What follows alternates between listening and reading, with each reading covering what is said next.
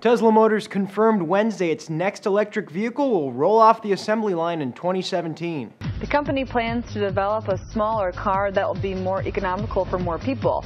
The Model 3 will be available in the year 2017. Model 3 would be able to go more than 200 miles on a single charge. Tesla took to Twitter to confirm the vehicle's name.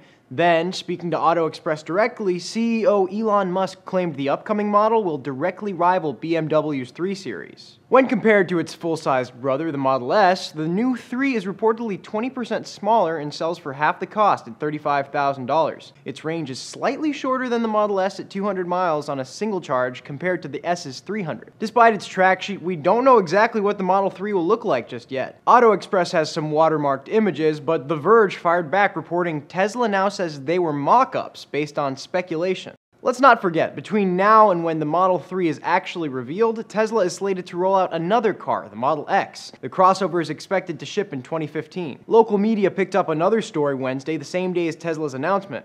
A Chinese security company says it has found security flaws in Tesla's electric car and is paying hackers to break in. This morning, Qihoo 360 announced it will pay $10,000 to anyone who can remotely access some of the functions of a Tesla Model S sedan. Doors can be unlocked, the horn honked, the lights flashed, and the sunroof opened without a key. According to Bloomberg, Tesla responded to the claims by saying it will aim to fix any, quote, legitimate security issue and applauds the challenge.